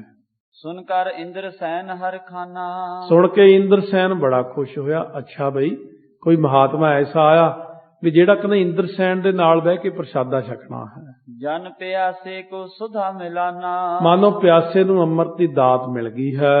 ਉੱਠ ਕਰ ਗਮਨਿਓ ਤੂਰਨ ਸੰਗਾ, ਉੱਠ ਕਰਕੇ ਉਹ ਛੇਤੀ ਦੇ ਨਾਲ ਹੀ ਚਲਿਆ ਗਿਆ ਕੋਲ। ਜਿਨ ਕੇ ਮਨ ਬਹੁ ਪ੍ਰੇਮ ਉਮੰਗਾ, ਜਿਹਦੇ ਮਨ ਦੇ ਅੰਦਰ ਬਹੁਤ ਭਾਰੀ ਪ੍ਰੇਮ ਤੇ ਉਤਸ਼ਾਹ ਹੈ। ਜਹ ਰਾਜਤ ਵੇਦੇ ਕੁਲ ਟੀਕਾ, ਜਿੱਥੇ ਬੇਦੀਆਂ ਦੀ ਕੁਲ ਦੇ ਟੀਕਾ ਸਰੂਪ ਗੁਰੂ ਨਾਨਕ ਦੇਵ ਜੀ ਸਜੇ ਹੋਏ ਸੀ। ਆਨਿ ਤਹਾਂ ਕੈ ਦਰਸ਼ਨ ਨੀਕਾ, ਉੱਥੇ ਆ ਕਰਕੇ ਮਹਾਰਾਜ ਸੱਚੇ ਪਾਤਸ਼ਾਹ ਦਰਸ਼ਨ ਕੀਤੇ ਹੈ। ਪਾਦਰ ਬਿੰਦ ਬੰਦਨਾ ਕਰ ਕੈ, ਚਰਨਾਂ ਤੇ ਮੱਥਾ ਟੇਕ ਕਰਕੇ ਉਸ ਵਕਤ ਬੈਠਿਓ ਨਿਕਟ ਭਾਉ ਉਰ ਧਰ ਕੈ, ਬੈਠਿਆ ਬਹੁਤ ਪਿਆਰ ਧਾਰ ਕੇ ਮਨ ਦੇ ਅੰਦਰ ਪ੍ਰੇਮ ਭਾਵਨਾ ਨਾਲ। ਬੋਲੇ ਕਰਤ ਬੇਨਤੀ ਦੋ, ਦੋਨੋਂ ਜਾਣੇ ਬੇਨਤੀ ਕਰਦੇ ਹੋਏ ਇਸ ਤਰ੍ਹਾਂ ਬੋਲੇ, ਜਿਨ ਘਰ ਦਾ ਵਿਕਾਰ ਨ ਕੋ, ਜਿਨ੍ਹਾਂ ਦੇ ਮਨ ਦੇ ਅੰਦਰ, ਕਿਉਂਕਿ ਭਗਤੀ ਤਾਂ ਪਹਿਲਾਂ ਹੀ ਬਹੁਤ ਸੀ, ਮਨ ਦੇ ਵਿੱਚ ਕੋਈ ਵਿਸ਼ੇ ਵਿਕਾਰ ਨਹੀਂ ਸੀ। ਜੇਕਰ ਤੁਮ ਹੋ ਗਿਆਨ ਸੰਪੂਰਨ, ਜੇ ਕਰਕੇ ਤੁਸੀਂ ਗਿਆਨ ਦੇ ਵਿੱਚ ਸੰਪੂਰਨ ਹੋ ਜੀ, ਨਿਜ ਉਪਦੇਸ਼ ਦੀਜੀਏ ਤੂਰਨ, ਤਾਂ ਜਿਹੜਾ ਫਿਰ ਕਿਰਪਾ ਕਰੋ ਆਪਣਾ ਉਪਦੇਸ਼ ਸਾਨੂੰ ਦਿਓ ਜੀ। ਬਹੁਤ ਦਿਨਨ ਕੇ ਹਮ ਉਰ ਚਾਹੋ, ਕਿਉਂਕਿ ਬਹੁਤ ਦਿਨਾਂ ਦੀ ਸਾਡੇ ਮਨ ਦੇ ਅੰਦਰ ਚਾਹਨਾ ਹੈ। ਕਰਹੁ ਦਵੈਤ ਸਭ ਉਰ ਤੇ ਦਾਹੂ, ਆ ਜਿਹੜੀ ਮਨ ਦੇ ਅੰਦਰ ਦਵੈਸ਼ ਹੈ, ਈਰਖਾ ਹੈ, ਮਨ ਦੇ ਅੰਦਰ ਨਾਨਾਪੁਣਾ ਹੈ, ਇਹ ਕਿਰਪਾ ਕਰਕੇ ਸਾਡੇ ਪਰਦੇ ਜਿਹੜੇ ਅੰਦਰ ਪਰਦਾ ਸਾਡੇ ਤੇ ਪਰਮੇਸ਼ਰ ਦੇ ਵਿਚਕਾਰ, ਉਹ ਪਰਦਾ ਦੂਰ ਕਰਕੇ ਅੰਦਰੋਂ ਹੁਣ ਸਾਰੀ ਚੀਜ਼ ਹਟਾ ਦਿਓ ਜੀ। ਗਿਆਨਾਨੰਦ ਦਾਨ ਕੋ ਦੀਜੈ, ਸਾਨੂੰ ਕਿਰਪਾ ਕਰਕੇ ਗਿਆਨਾਨੰਦ ਦਾਨ ਦੇ ਦਿਓ ਹੁਣ। ਹਮ ਪਰ ਸੰਤ ਕਿਰਪਾਲ ਪਰਸੀਜੈ, ਕਿਉਂਕਿ ਇਹ ਸੰਤ ਜੀ ਹੁਣ ਸਾਡੇ ਉੱਤੇ ਤੁਸੀਂ ਕਿਰਪਾਲੂ ਹੋ ਕੇ, ਪ੍ਰਸੰਨ ਹੋ ਕੇ ਕਿਰਪਾ ਕਰ ਦਿਓ ਜੀ। ਕੋਟਕ ਜਨਮ ਬਤੀਤੇ ਭੂਲੇ, ਰੱਬ ਤੋਂ ਭੁੱਲਿਆ ਕਿੰਨੇ ਜਨਮ ਸਾਡੇ ਇਸੇ ਤਰ੍ਹਾਂ ਹੀ ਬਤੀਤ ਹੋ ਗਏ ਨੇ। ਨਿਜ ਸਰੂਪ ਤੇ ਭੇ ਪ੍ਰਤਕੂਲੇ, ਅਸੀਂ ਆਪਣੇ ਸਰੂਪ ਤੋਂ ਬਿਲਕੁਲ ਹੀ ਪੁੱਠੇ ਪਾਸੇ ਨੂੰ ਜਾ ਰਹੇ ਹਾਂ। ਸੋ ਸਰੂਪ ਅਵਧ ਹੋ ਦਿਖਾਈ, ਉਹ ਸਰੂਪ ਕਿਰਪਾ ਕਰਕੇ ਹੁਣ ਸਾਨੂੰ ਦਿਖਾ ਦਿਓ ਜੀ। ਜਾਂ ਮੈਂ ਕਬਹੁ ਨਾ ਆਵਨ ਜਾਏ, ਸੋ ਜਿਹਦੇ ਵਿੱਚ ਕਦੇ ਆਉਣਾ ਜਾਣਾ ਨਹੀਂ ਹੁੰਦਾ, ਮਰਨਾ ਜੰਮਣਾ ਨਹੀਂ ਹੁੰਦਾ ਹੈ। ਹਰਖ ਸੋਕ ਕੈ ਧੁੰਦ ਬਿਹੀਨਾ, ਖੁਸ਼ੀ ਅਤੇ ਗਮੀ ਤੇ ਜਿਹੜੀ ਧੁੰਦਵਾਦ ਹੈ, ਇਹਦੇ ਤੋਂ ਬਿਨਾਂ ਜਿਹੜਾ ਸਰੂਪ ਹੈ ਆਤਮਾ ਸ਼ੁੱਧ, ਉਹ ਦਿਖਾ ਦਿਓ ਜੀ। ਜਿਹ ਕਿਹ ਮਲ ਤੇ ਹਵੈ ਨਾ ਮਲੀਨਾ, ਜਿਹਦੇ ਕਿਹਦੇ ਕਰਕੇ ਫਿਰ ਜੋ ਕਿਹ ਮਲ ਤੇ ਹਵੈ ਨਾ ਮਲੀਨਾ, ਜਿਹੜੀ ਕਿਸੇ ਮੈਲ ਕਰਕੇ ਆਤਮਾ ਨੂੰ ਕੋਈ ਮੈਲ ਨਹੀਂ ਲੱਗਦੀ ਹੁੰਦੀ। ਆਤਮਾ ਤਾਂ ਇੱਕ ਪ੍ਰਕਾਸ਼ ਦਿੰਦੀ ਜੀਵ ਨੂੰ, ਜੀਵ ਆਤਮਾ ਫਿਰ ਦੋ ਰਲ ਕੇ ਬਣਦੇ ਹਨ। ਸੁਨ ਕਰ ਬਿਨੈ ਦੀਨ ਦੁਖ ਭੰਜਨ, ਦੁੱਖਾਂ ਦੇ ਕੱਟਣ ਵਾਲੇ ਗੁਰੂ ਨਾਨਕ ਦੇਵ ਜੀ ਨੇ ਜਦ ਉਹਨਾਂ ਦੀ ਬੇਨਤੀ ਸ਼ਰਵਣ ਕੀਤੀ, ਬੋਲੇ ਹੇਤ ਭਗਤ ਪਰਮ ਭੰਜਨ, ਭਗਤਾਂ ਦੇ ਭਰਮ ਤੋੜਨ ਵਾਲੇ ਗੁਰੂ ਨਾਨਕ ਦੇਵ ਜੀ ਬੋਲੇ, ਗਿਆਨਾਨੰਦ ਮੈਂ ਚਾਹੋ ਜੇ ਮਗਨਾ, ਜੇ ਤੁਸੀਂ ਚਾਹੁੰਦੇ ਹੋ ਕਿ ਗਿਆਨਾਨੰਦ ਦੇ ਵਿੱਚ ਅਸੀਂ ਮਸਤ ਹੋ ਜਾਈਏ, ਨਿਜ ਸਰੂਪ ਕੀ ਲਿਵ ਕੋ ਲਗਨਾ, ਫੇਰ ਬੰਦੇ ਨੂੰ ਚਾਹੀਦਾ ਕਿ ਆਪਣੇ ਸਰੂਪ ਦੀ ਲਿਵ ਲਾਉਣੀ ਪੈਂਦੀ ਬਹਿ ਕੇ। ਤੋ ਪ੍ਰਥਮੈ ਗੁਰ ਦਛਨਾ ਦੀਜੈ, ਫਿਰ ਗੁਰੂ ਧਾਰਨਾ ਨਾ, ਪਹਿਲਾਂ ਗੁਰੂ ਦਛਣਾ ਦੇਣਾ ਕਰੋ ਮੈਨੂੰ। ਪਾਛੈ ਸ਼੍ਰਵਣ ਗਿਆਨ ਕੋ ਕੀਜੈ, ਮੈਂ ਤੁਹਾਨੂੰ ਬਾਅਦ ਵਿੱਚ ਗਿਆਨ ਦਊਂਗਾ, ਪਹਿਲਾਂ ਗੁਰੂ ਦਛਣਾ ਹੁੰਦੀ ਹੈ ਜਿਹੜੀ ਦੇਣੀ ਹੁੰਦੀ ਹੈ। ਲਖਨੋ ਜਗਤ ਅਸਤ ਸਭ ਸਾਰਾ। ਕਿਉਂਕਿ ਇਹ ਜਿਹੜਾ ਸਾਰਾ ਜਗਤ ਹੈ ਨਾ, ਇਹ ਅਸਤ ਹੈ। ਜਾਂ ਤੇ ਸਭ ਹਮ ਕੋ ਦੈ ਡਰ। ਇਸ ਕਰਕੇ ਤੁਸੀਂ ਪਹਿਲਾਂ ਸਾਨੂੰ ਸਾਰਾ ਕੁਝ ਆਪਣਾ ਅਰਪਣ ਕਰ ਦਿਓ ਜੀ। ਸਤ ਵਿਚਾਰ ਵਿਰਾਗ ਜਿਆਹੀ। ਜਿਹੜਾ ਸਤ ਆਦਿਕ ਦਾ ਵਿਚਾਰ ਹੈ, ਵਿਰਾਗ ਆਦਿਕ ਹੈ। ਆਦ ਉਧਾਰ ਸੋ ਗੁਣ ਜਿਸ ਮਾਹੀ। ਸਤ ਵਿਰਾਗ ਉਦਾਰਤਾ ਆਦਿਕ ਗੁਣ ਜਿਸ ਵਿੱਚ ਹਨ, ਤਾਂ ਕੋ ਸਹਿਜ ਸੁਭਾਇਕ ਗਿਆਨਾ। ਉਹਨੂੰ ਸੁਤੇ ਸਿੱਧੀ ਗਿਆਨ ਹੋ ਜਾਂਦਾ ਹੈ ਬੰਦੇ ਨੂੰ। ਹਵੈ ਆਵਤ ਹੈ ਅਨੰਦ ਮਹਾਨਾ। ਬਹੁਤ ਹੀ ਆਨੰਦ ਬਣ ਜਾਂਦਾ ਉਹ ਬੰਦੇ ਦੇ ਅੰਦਰ, ਜਿਨ ਮੈਂ ਇਹ ਗੁਣ ਪਾਇਤ ਨਾਹੀ। ਜਿਨ੍ਹਾਂ ਦੇ ਵਿੱਚ ਇਹ ਗੁਣ ਨਹੀਂ ਹੁੰਦੇ। ਜਹੈ ਕਿ ਗਿਆਨ ਹੋਏ ਉਰ ਮਾਹੀ। ਸੋ ਉਹਨਾਂ ਦੇ ਮਨ ਦੇ ਅੰਦਰ, ਕਿਉਂਕਿ ਜਿਨ੍ਹਾਂ ਵਿੱਚ ਹੁਣ ਇਹ ਚੀਜ਼ਾਂ ਨਹੀਂ ਆਈਆਂ, ਸਤ ਵਿਰਾਗ ਉਦਾਰਤਾ ਆਦਿਕ, ਉਹ ਚਾਹੇ ਜਿੰਨਾ ਮਰਜ਼ੀ ਚਾਹਣ, ਉਹਨਾਂ ਨੂੰ ਫਿਰ ਕਿਉਂਕਿ ਗਿਆਨ ਹੋ ਜੇ ਉਹ ਨਹੀਂ ਹੁੰਦਾ। ਕਿਉਂਕਿ ਪਹਿਲਾਂ ਹੀ ਗੁਣ ਹੋਣੇ ਜ਼ਰੂਰੀ ਨੇ। ਚਾਹੇ ਕਿ ਗਿਆਨ ਹੋਏ ਔਰ ਮਾਹੀ। ਇਸ ਤਰ੍ਹਾਂ ਮਹਾਰਾਜ ਨੇ ਬਚਨ ਕੀਤਾ, ਹੁਣ ਜਪਜੀ ਸਾਹਿਬ ਪੜ੍ਹਦੇ ਰੋਜ਼, ਬਿਨ ਗੁਣ ਕੀਤੇ ਭਗਤ ਨਾ ਹੋਏ। ਜਦ ਤੱਕ ਬੰਦੇ ਅੰਦਰ ਗੁਣ ਨਹੀਂ ਪੈਦਾ ਕਰਨੇ ਪੈਂਦੇ, ਗੁਣ ਹੋਣ ਤਾਂ ਭਗਤੀ ਹੁੰਦੀ ਹੈ। ਭਗਤੀ ਦਾ ਮਤਲਬ ਇਹ ਨਹੀਂ ਕਿ ਇਕੱਲਾ ਵਾਹਿਗੁਰੂ ਵਾਹਿਗੁਰੂ ਕਰਨਾ ਹੈ।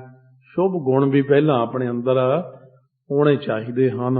ਜਿਨ ਕੋ ਕਰਨਾ ਲਖੋ ਅਕਾਰਥ।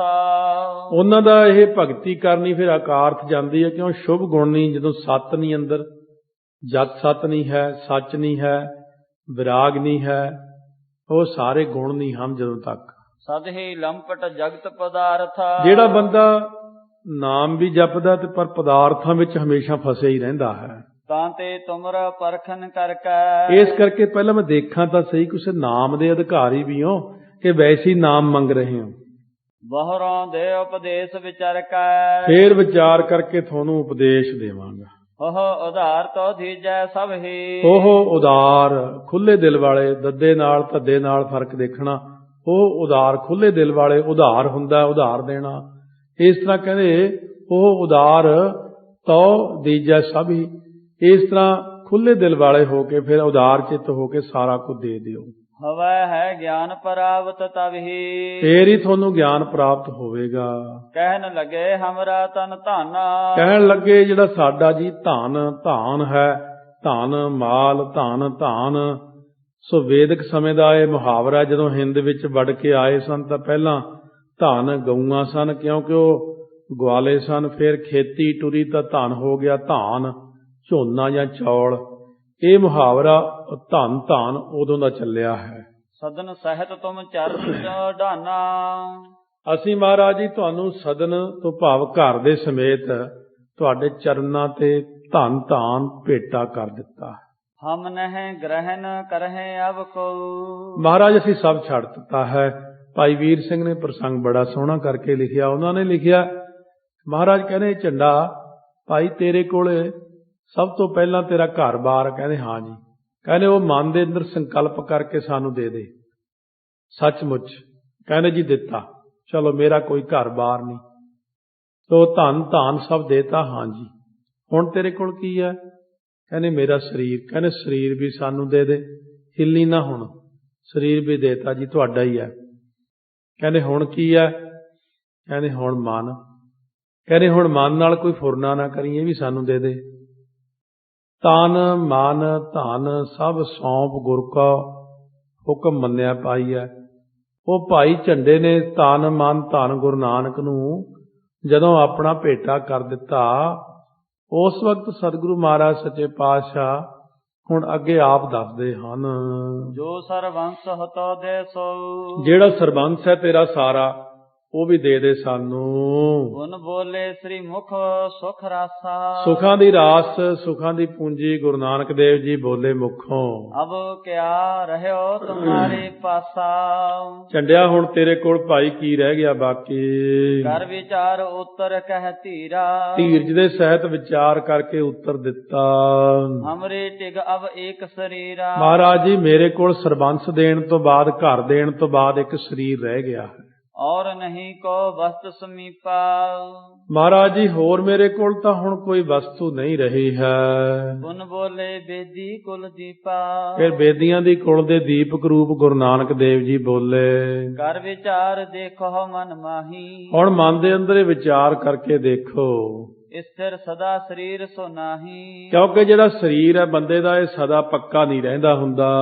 ਜਾਂ ਤੇ ਕਰਹੁ ਸਮਰਪਨ ਇਹੋ। ਕਿਉਂ ਇਹ ਸਰੀਰ ਵੀ ਸਾਨੂੰ ਭੇਟਾ ਕਰਦੇ, ਪਾਛੇ ਸ਼ਰਵਨ ਗਿਆਨ ਕਰ ਲਿਹਾ। ਫਿਰ ਬਾਅਦ ਵਿੱਚ ਤੈਨੂੰ ਗਿਆਨ ਸ਼ਰਵਣ ਕਰਾਉਂਦੇ ਹਾਂ। ਦੋਨੋਂ ਐ ਸਮਾਨ ਸੁਧੀਰਾ। ਸੋ ਦੋਨਾਂ ਨੇ ਆਪ ਮਹਾਰਾਜ ਸੱਚੇ ਪਾਤਸ਼ਾਹ ਦੀ ਆਗਿਆ ਮੰਨ ਕੇ ਧੀਰਜ ਨਾਲ ਗੁਰ ਭਗ ਦਿਓ ਸਮਰਪ ਸਰੀਰਾ।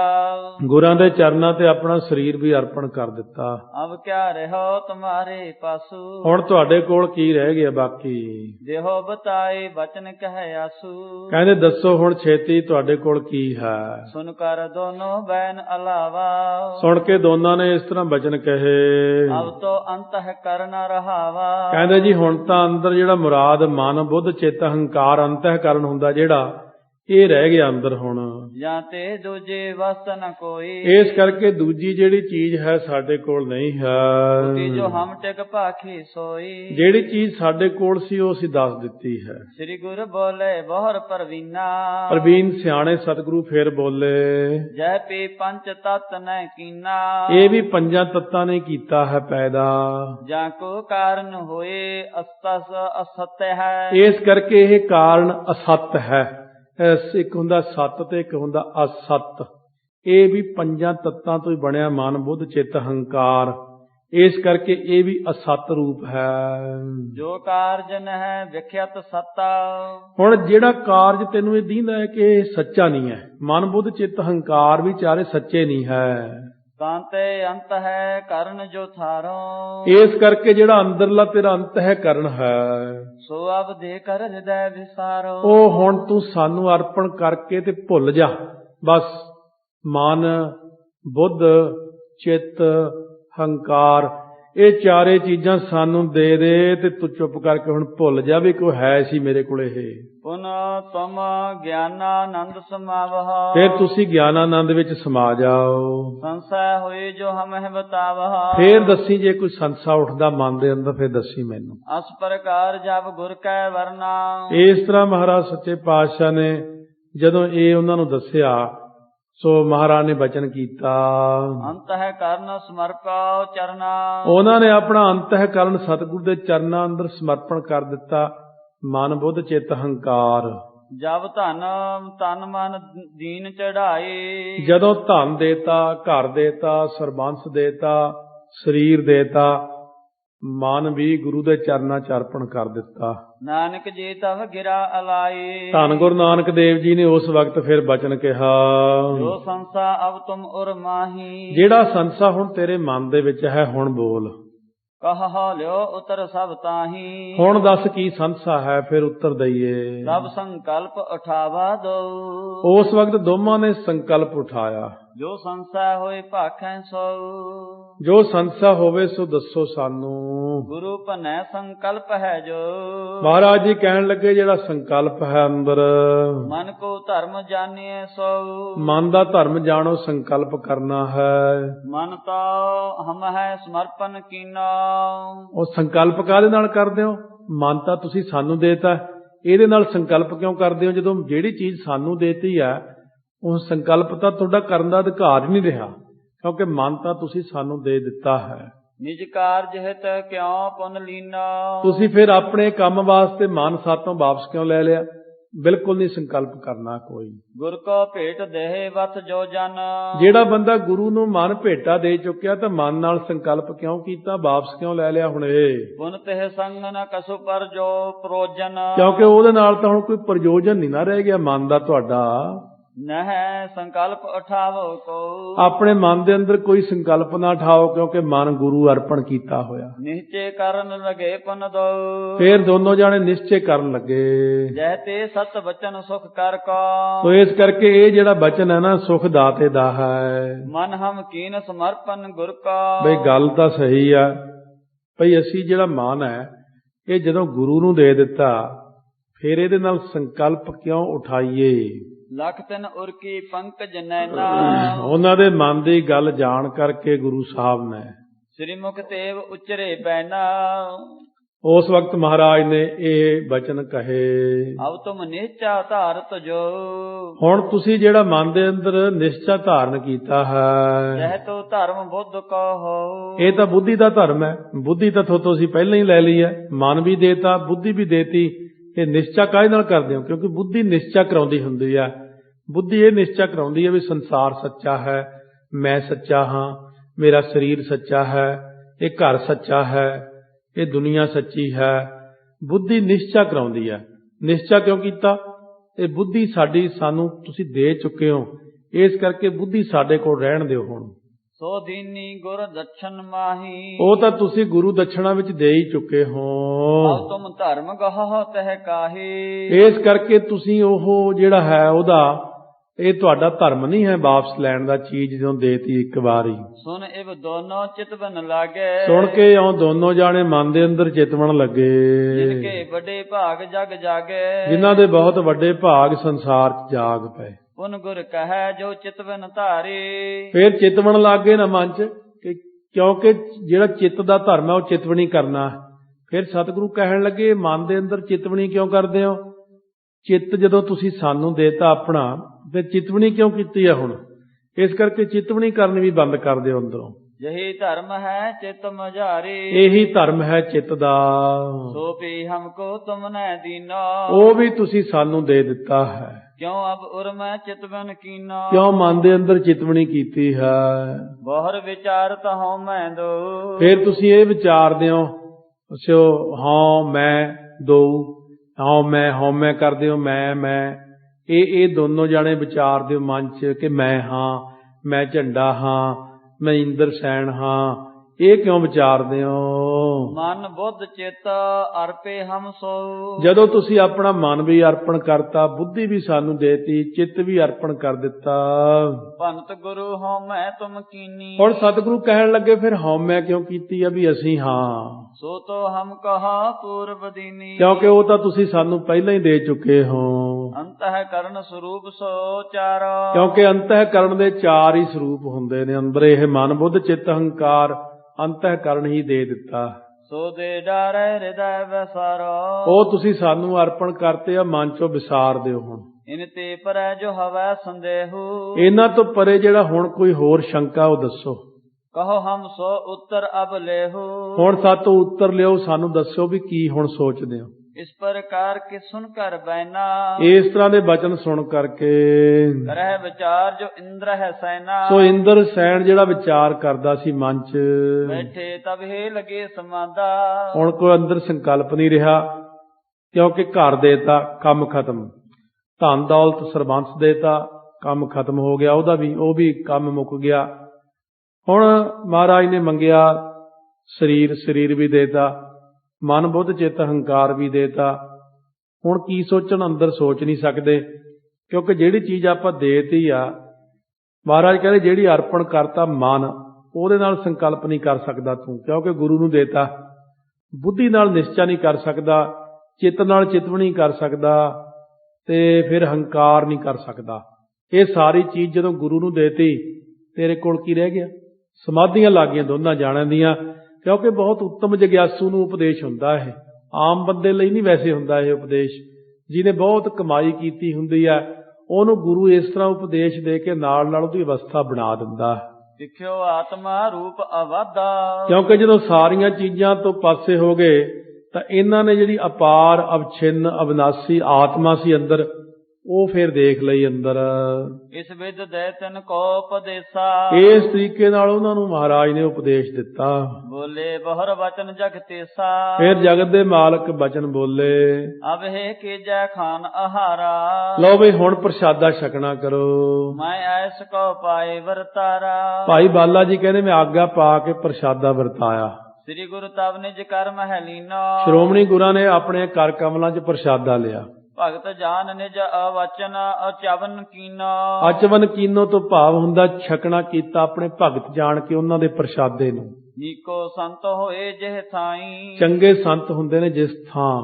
ਤੇਠਾ ਪ੍ਰਭ ਜੀ ਭੋਜਨ ਖਾਈ। ਗੁਰੂ ਨਾਨਕ ਦੇਵ ਜੀ ਆਮ ਥਾਂ ਤੇ ਰੋਟੀ ਨਹੀਂ ਸੀ ਖਾਂਦੇ, ਪ੍ਰਸ਼ਾਦਾ ਉੱਥੇ ਛਕਦੇ ਜਿੱਥੇ ਕੋਈ ਬਹੁਤ ਹੀ ਪਿਆਰਾ ਭਜਨ ਸਿਮਰਨ ਬੰਦਗੀ ਵਾਲਾ ਹੱਥੀਂ ਕਿਰਤ ਕਰਨ ਵਾਲਾ ਬੰਦਾ ਹੁੰਦਾ ਸੀ, ਉੱਥੇ ਹੀ ਜ਼ਿਆਦਾ ਪ੍ਰਸ਼ਾਦਾ ਛਕਦੇ। ਨਹੀਂ ਤਾਂ ਇਤਿਹਾਸ ਵਿੱਚ ਆਉਂਦਾ 6-6 ਮਹੀਨੇ ਪ੍ਰਸ਼ਾਦਾ ਨਹੀਂ ਸੀ ਛਕਦੇ ਮਹਾਰਾਜ, ਨਾਮ ਦੇ ਆਧਾਰ ਤੇ ਤੁਰੇ ਜਾਂਦੇ ਸੀ। ਨਾ ਤੁਰ ਪਉਨ ਆਹਾਰੇ ਰਹੀ। ਨਹੀਂ ਤਾਂ ਸਤਿਗੁਰੂ ਮਹਾਰਾਜ ਜੀ ਪਾਉਣ ਛਕਣ ਵਾਲੇ ਸੀ, ਪਾਪ ਪਾਉਣ ਹਾਰੀ ਰਹਿਣਾ। ਜੋ ਕਿੰਕਰ ਕੇ ਕਲਮਲ ਦਹੀਂ। ਜੋ ਸਤਿਗੁਰੂ ਦਾਸਾਂ ਦੇ ਪਾਪ ਨਾਸ ਕਰਦੇ ਨੇ। ਅਚਵਿਓ ਅਰਧ ਅਸਨ ਗੁਰ ਜਬਹੀ। ਅੱਧਾ ਪ੍ਰਸ਼ਾਦਾ ਜਦੋਂ ਸਤਿਗੁਰਾਂ ਨੇ ਛਕ ਲਿਆ, ਪੁਨ ਝੰਡੇ ਕੋ ਦੀਨੋ ਤਬਹੀ। ਉਹ ਬਾਕੀ ਦਾ ਪ੍ਰਸ਼ਾਦਾ ਗੁਰਾਂ ਨੇ ਝੰਡੇ ਨੂੰ ਦੇ ਦਿੱਤਾ। ਦੋਹਰਾ ਹਿਤ ਕਰ ਕੀਨੋ ਖਾਨ ਤਿਨ ਕੁਲ ਗੇ ਵਿਗਟ ਕਪਾਟ। ਜਦੋਂ ਪਿਆਰ ਨਾਲ ਉਹਨਾਂ ਨੇ ਉਹ ਅੱਧੇ ਪ੍ਰਸ਼ਾਦੇ ਵਿੱਚੋਂ ਅੱਧਾ ਅੱਧਾ ਕਰਕੇ ਛਕਿਆ, ਉਹ ਜਦੋਂ ਮੁੱਖ ਵਿੱਚ ਪ੍ਰਸ਼ਾਦਾ ਪਾਇਆ, ਉਹ ਦੋਨਾਂ ਦੇ ਅੰਦਰ ਜਿਹੜੇ ਅੰਦਰ ਦਰਵਾਜ਼ੇ ਸੀ ਨਾ ਬੜੇ ਕਠਨ, ਖੁੱਲਦੇ ਨਹੀਂ ਹਨ। ਬੱਜਰ ਕਪਾਟ ਨਾ ਖੁੱਲਣੀ, ਗੁਰ ਸ਼ਬਦ ਖੁਲੀਜੈ। ਉਹ ਅੰਦਰਲੇ ਦਰਵਾਜ਼ੇ ਇੱਕਦਮ ਖੁੱਲ ਗਏ, ਉਸੇ ਵਕਤ ਹੀ ਪ੍ਰਕਾਸ਼ ਹੋ ਗਿਆ। ਭਰਮ ਮੋਹ ਕੋ ਨਸ਼ਟ ਕੀਏ ਦਵੈਤ ਹੈ ਸੰਕਰ ਕਾਟ। ਉਸ ਵਕਤ ਉਹਨਾਂ ਦੇ ਮਨ ਦੇ ਅੰਦਰ ਜਿਹੜਾ ਭਰਮ ਸੀ, ਹੋਰ ਸਾਰੀਆਂ ਚੀਜ਼ਾਂ ਸੀਗੀਆਂ, ਮੋਹ ਸੀ, ਇਹ ਸਾਰਾ ਨਸ਼ਟ ਕਰਕੇ ਦਵੈਸ਼ ਦੇ ਸੰਗਲ ਉਹਨਾਂ ਦੇ ਕੱਟ ਦਿੱਤੇ। ਜੋ ਪਈ ਟਿਕ ਗਈ ਬਿਰਤ ਸਮਾਧ ਲਗਾਈ। ਉਹਨਾਂ ਦੀ ਬਿਰਤੀ ਐਨ ਟਿਕ ਗਈ, ਸਮਾਧੀ ਲੱਗ ਗਈ ਦੋਨਾਂ ਜਾਣਿਆਂ ਦੀ। ਭਇਓ ਬਦੇਹ ਨਾ ਸੁਧ ਤਨ ਕਾਈ। ਸਰੀਰ ਦੀ ਕੋਈ ਜਦੋਂ ਸੁੱਧ ਨਾ ਰਹੇ ਉਹਨੂੰ ਕਹਿੰਦੇ ਬਦੇਹ ਹੋ ਗਿਆ। ਜਿਵੇਂ ਜਨਕ ਦਾ ਨਾਂ ਸੀ ਜਨਕ ਬਦੇਹੀ, ਇਸੇ ਤਰ੍ਹਾਂ ਜਿਵੇਂ 48 ਸਿੰਘਾਂ ਨੇ ਅਰਥ ਸੁਣੇ ਗੁਰਬਾਣੀ ਦੇ, ਉਹ ਵੀ ਬਦੇਹ ਮੁਕਤ ਹੋ ਗਏ ਸਾਰੇ। ਬਦੇਹ ਮੁਕਤ ਕੋਈ ਕੋਈ ਹੁੰਦਾ ਹੈ।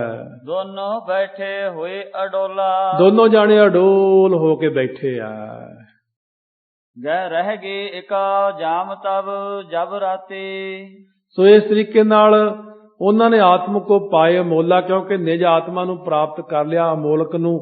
3 ਪਹਿਰ ਬੀਤੇ ਇਸ ਭਾਂਤੀ। 3 ਪਹਿਰ ਜਦੋਂ ਬੈਠਿਆਂ ਨੂੰ ਬਤੀਤ ਹੋ ਗਏ, 3 ਘੰਟੇ ਦਾ ਇੱਕ ਪਹਿਰ ਹੋਇਆ, ਤਾਂ ਇਸ ਢੰਗ ਨਾਲ ਫਿਰ ਹੋ ਗਏ 9 ਘੰਟੇ ਬਤੀਤ ਹੋ ਗਏ ਬੈਠਿਆਂ ਨੂੰ। ਬਹੁਰੋ ਇਹ ਰਹਿ ਗਈ ਇੱਕ ਜਾਮ ਜਬ ਰਾਤੀ, ਇੱਕ ਪਹਿਰ ਜਦੋਂ ਰਾਤ ਬਾਕੀ ਰਹਿ ਗਈ। ਉੱਠ ਕਰ ਕੀਨੋ ਗੁਰ ਇਸਨਾਨਾ। ਜਦੋਂ ਅੰਮ੍ਰਿਤ ਵੇਲਾ ਹੋਇਆ, ਸਤਿਗੁਰੂ ਨੇ ਉੱਠ ਕੇ ਇਸ਼ਨਾਨ ਕਰ ਲਿਆ। ਬਹਰੋ ਸ੍ਰੀ ਸੂਰਜ ਪ੍ਰਗਟਾਨਾ। ਫਿਰ ਸਮਾਧੀ ਲਾ ਕੇ ਬੈਠੇ, ਸੂਰਜ ਨਿਕਲ ਆਇਆ। ਤਨਹਿ ਬੁਲਾਏ ਸਮਾਧ ਛੁਟਾਈ। ਉਹਨਾਂ ਨੂੰ ਮਹਾਰਾਜ ਨੇ ਬੁਲਾਇਆ, ਭਾਈ ਝੰਡਾ ਜੀ, ਭਾਈ ਇੰਦਰ ਸੈਨ ਜੀ, ਸਮਾਧੀ ਖੋਲੋ। ਨਿਰਦਲ ਗਿਰਾ ਬੋਲੇ ਜਗ ਸਾਈ। ਜਗ ਦੇ ਮਾਲਕ ਗੁਰੂ ਨਾਨਕ ਦੇਵ ਜੀ ਬੜੀ ਮਿੱਠੀ ਬਾਣੀ ਬੋਲੇ ਉਹਨਾਂ ਨੂੰ। ਇੰਦਰ ਸੈਨ ਮੰਜੀ ਅਵ ਲੀਜੈ। ਲੈ ਭਾਈ ਇੰਦਰ ਸੈਨ, ਤੈਨੂੰ ਇੱਥੇ ਹੁਣ ਮੰਜੀ ਦਿੰਨੇ ਆ, ਗੁਰੂ ਘਰ ਵੱਲੋਂ ਪ੍ਰਚਾਰਕ ਬਣਾਉਨੇ ਆ, ਤੈਨੂੰ ਬ੍ਰਹਮ ਗਿਆਨ ਹੋ ਗਿਆ। ਇਸ ਇਲਾਕੇ ਵਿੱਚ ਹੁਣ ਤੂੰ ਸਿੱਖੀ ਦਾ ਪ੍ਰਚਾਰ ਕਰ। ਗੁਰ ਕੋ ਗੁਰ ਹਵੈ ਰਹਿਨ ਕਰੀਜੈ। ਹੁਣ ਤੂੰ ਭਗਤੀ ਦਾ ਗੁਰੂ ਇਸ ਪੁਰੀ ਦੇ ਵਿੱਚ ਭਾਵ ਉਸਤਾਦ ਬਣ ਕੇ ਇੱਥੇ ਲੋਕਾਂ ਨੂੰ ਭਗਤੀ ਕਰਾਇਆ ਕਰ। ਹੱਥ ਬੰਦ ਦਵੈ ਬਿਨੈ ਬਖਾਨੀ। ਹੱਥ ਬੰਨ ਕੇ ਫਿਰ ਦੋਨੇ ਬੇਨਤੀ ਕੀਤੀ। ਉਹ ਕਰਤਾਰ ਰੂਪ ਗੁਣ ਖਾਨੀ। ਇਹ ਕਰਤਾਰ ਜੀ, ਹੈ ਗੁਣਾ ਦੀ ਖਾਨ ਜੀ, ਸਤਿਗੁਰੂ ਜੀ। ਅਬ ਮੁਝ ਰਹੀ ਨ ਲਾਲਸ ਐਸੀ। ਮਹਾਰਾਜ ਮੈਨੂੰ ਤਾਂ ਹੁਣ ਕੋਈ ਲਾਲਸਾ ਰਹੀ ਨਹੀਂ ਹੈ। ਐਸ ਆਪ ਕਰਤ ਹਉ ਜੈਸੀ। ਆਪ ਜੀ ਹੁਣ ਜਿਵੇਂ ਆਗਿਆ ਕਰਦੇ ਹੋ। 3 ਕਾਲ ਜਗ ਜਾਨੋ ਨਾਹੀ। ਮੈਂ ਹੁਣ ਜਗਤ ਨੂੰ 3 ਕਾਲ ਅਣ ਹੋਇਆ ਹੀ ਜਾਣਦਾ, ਹੈ ਹੀ ਨਹੀਂ ਦੁਨੀਆ। ਜਿਉ ਸਿਆਮਤਾ ਕਜਲ ਮਾਹੀ। ਜਿਵੇਂ ਕਹਿੰਦੇ ਨੇ ਸਿਆਮਤਾ ਕਜਲ ਵਿੱਚੋਂ ਕਾਲੋਂ ਵਾਂਗੂ ਸਾਰੇ ਇੱਕ ਪਰਮਾਤਮਾ ਹੀ ਦਿਖਦਾ। ਇਹ ਜਿਵੇਂ ਸੁਰਮੇ ਵਿੱਚ ਕਾਲਖੀ ਦਿਖਦੀ ਹੈ। ਸਰਬਮਈ ਪਰਮਾਤਮ ਏਕਾ। ਸਾਰੇ ਕਿਤੇ ਮੈਨੂੰ ਤਾਂ ਰੱਬ ਹੀ ਦਿਖੀ ਜਾਂਦਾ, ਮੈਂ ਕਿਹਨੂੰ ਪ੍ਰਚਾਰ ਕਰਨਾ ਹੁਣ। ਪਾਵਾ ਤੁਮ ਤੇ ਐਸ ਬਵੇਕਾ। ਇਹੋ ਜਿਹਾ ਗਿਆਨ, ਬ੍ਰਹਮ ਗਿਆਨ ਤੁਹਾਡੇ ਕੋਲੋਂ ਪਾ ਲਿਆ। ਨਿਹਚਾ ਦ੍ਰਿੜ ਜਬ ਤਨਹਿ ਲਖਾਇਆ। ਜਦੋਂ ਉਹਨੇ ਆਪਣਾ ਨਿਸ਼ਚਾ ਜਣਾਇਆ ਨਾ ਦ੍ਰਿੜ, ਮੰਜੀ ਪਰ ਝੰਡਾ ਬੈਠਾਇਆ। ਮਹਾਰਾਜ ਨੇ ਕਿਹਾ, ਚੰਗਾ ਭਾਈ ਝੰਡਿਆ, ਸਿੱਖੀ ਦਾ ਪ੍ਰਚਾਰ ਤੂੰ ਕਰ। ਫਿਰ ਹੁਣ ਇੱਥੇ ਝੰਡੀ ਬਖਸ਼ਿਸ਼ ਕੀਤੀ, ਝੰਡੇ ਨੂੰ ਮੰਜੀ। ਸਰਬ ਦੇਸ਼ ਕੋ ਸਤਿਗੁਰ ਕਰਕੈ। ਸਾਰੇ ਉਸ ਇਲਾਕੇ ਦਾ ਉਹਨੂੰ ਸਤਿਗੁਰ ਭਾਵ ਉਸਤਾਦ ਨਾਮ ਦਾ ਸਤਿਗੁਰੂ ਪ੍ਰਚਾਰ ਬਣਾ ਕੇ ਆਪਣਾ ਬ੍ਰਹਮ ਗਿਆਨ ਦੇ ਕੇ ਉਸ ਇਲਾਕੇ 'ਚ ਬਿਠਾਤਾ। ਗੁਰ ਕੋ ਪਠਾਰ ਜਾਏ ਉਚਰਕੈ। ਫਿਰ ਉਹ ਭੇਜ ਦਿੱਤਾ ਮਹਾਰਾਜ ਸੱਚੇ ਪਾਤਸ਼ਾਹ ਨੇ ਆਪਣੀ ਆਗਿਆ ਦੇ ਕੇ ਪੂਰੀ ਨੂੰ, ਜਾ ਹੁਣ ਜਾ ਸਿੱਖੀ ਦਾ ਪ੍ਰਚਾਰ ਕਰ। ਇਸ ਤਰ੍ਹਾਂ ਮਹਾਰਾਜ ਸੱਚੇ ਪਾਤਸ਼ਾਹ ਨੇ ਇਹਨਾਂ ਨੂੰ ਉਪਦੇਸ਼ ਦਿੱਤਾ ਹੈ। ਬਾਕੀ ਦਾ ਪ੍ਰਸੰਗ ਕੱਲ ਨੂੰ ਸ਼ਰਵਣ ਕਰਾਂਗੇ।